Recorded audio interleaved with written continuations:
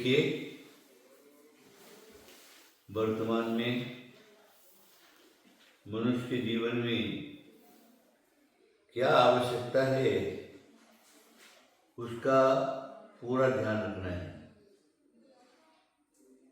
अगर हमने अपनी आवश्यकताओं का ध्यान नहीं रखा तो परिवार में होने वाले जो उपद्रव है वो शांत नहीं होते, क्योंकि परिवार के अंदर रहने वाले जो लोग हैं, जितने लोग हैं उनके सबके स्वभाव सबके अलग अलग रहते हैं, सबकी पसंद अलग अलग रहती है, सबके भोजन अलग अलग रहते हैं, रहन सहन सब अलग अलग रहता है, और सबसे बड़ा सबके विचार एक के नहीं, सबके अलग अलग विचार रहते हैं। अब इन सब बातों को समझना बड़ा मुश्किल पड़ता है। सभी को खुश रखना है तो जो मुखिया है ज्यादा करके सभी को खुश नहीं रह सकता, क्योंकि सबका एक सर का स्वभाव नहीं है ना, सबका अलग अलग है। अलग अलग है तो उनको सबको समझना और समझ को एक सूत्र के एक धागे में बांध करके उनको रखना बड़ा मुश्किल पड़ता है। एकता अगर घर की टूट गई तो वो घर ज्यादा दिन नहीं रहता, नाश्ता की तरफ बढ़ जाता है। तो क्या करना है, जो अनुशासक है उसको अच्छा रहना है, घर के मुखियों को अच्छा रहना है, चाहे वो घर का हो,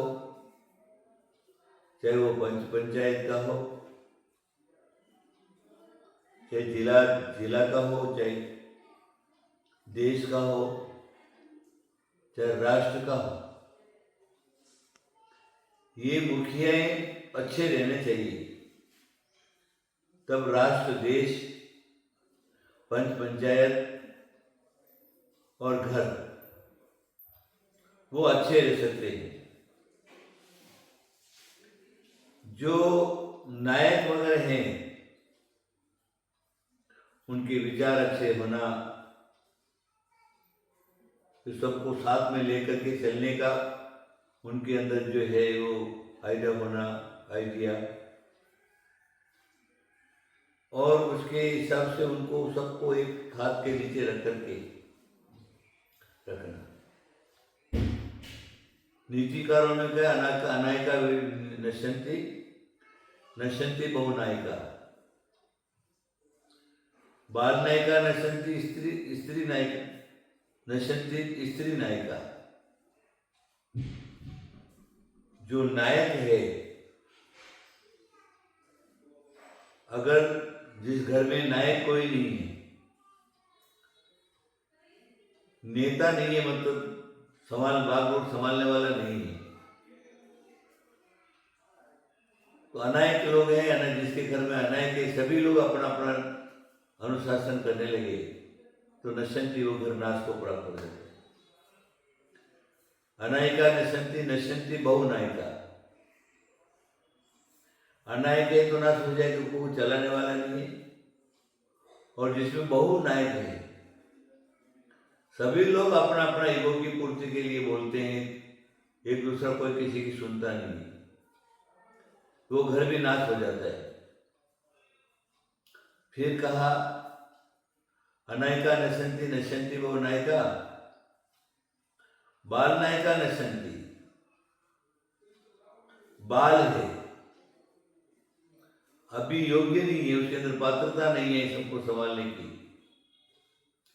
ऐसे के हाथ में बागडोर आ गई तो वो भी नाश कर देगा। और स्त्री नायिका नश्यन्ति, अगर स्त्री को नायक बनाया तो परिवार, देश सब नाश हो जाता है। इसलिए ये नीतिकारों का कहना है, उन्हीं की बात मैंने आपके सामने रख दी, क्योंकि वर्तमान में देखा जाता है जिस घर में कोई पुरुष अनुशासन करने वाला नहीं है और किसी महिला के हाथ में शासन करने की बागडोर आ गई, तो वो ईगो का प्रश्न लेकर के हिसाब से चलेगी, किसी के सामने झुकेगी नहीं, किसी को समझेगी नहीं, और समाज जो एक सर का अनुशासन करने लगेगी, तो वो स्त्री भी जो क्या है, संसार का जो रहने वाले जो लोग हैं उनका नाश कर देगी, परिवार का नाश, घर का नाश, पांचवी नीति का नाश, या फिर देश का हो या राष्ट्र का हो। इसलिए हमको अगर अपना नायक बनाना है तो योग्य पुरुष चुनना चाहिए, जिसके अंदर योग्यता हो, सबको संभाल करके लेकर के जाने की पात्रता हो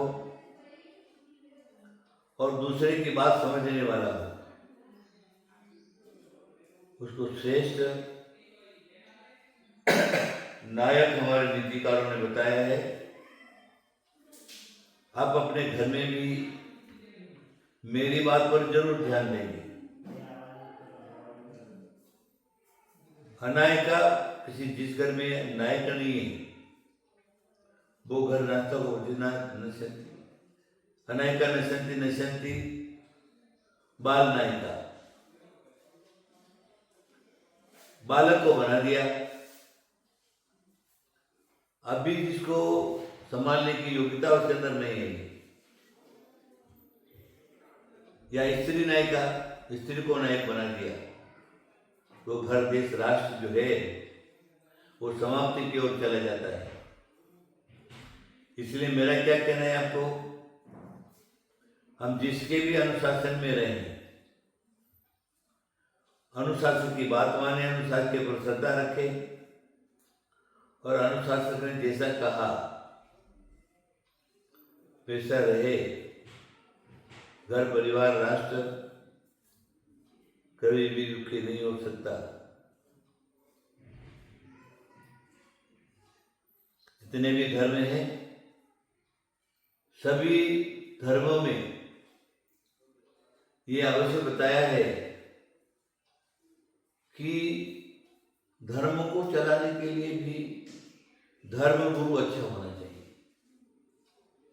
उसके हाथ में भक्तों की बागडोर रही तो उनका अच्छा मार्गदर्शन कर सकते हैं। मार्गदर्शक अगर अच्छा है फिर आप भटकेंगे नहीं कहीं पर भी, अच्छा रास्ता मिलेगा, अच्छा रास्ता बताएंगे और उसके अनुसार चलेंगे तो फिर आपको कभी भी दुखी नहीं हो सकते। इसलिए हम लोग जिस भी मुखिया को चुनते हैं पूरा ध्यान रखें कि चुनेंगे, वो सीट पर आ गया तो फिर उसकी आज्ञा बात को मानेंगे, कोई झगड़ा वगैरह नहीं होगा और सब लोग एकता की डोर में बंधे रहेंगे और जिसने आदेश दिया है उसका आदेश का पालन हो जाएगा, उसको भी खुशी होगी। हमें क्या करना है, इस बात को अवश्य समझना है कि आखिर हम सुखी होना चाहते हैं या दुखी होना चाहते हैं।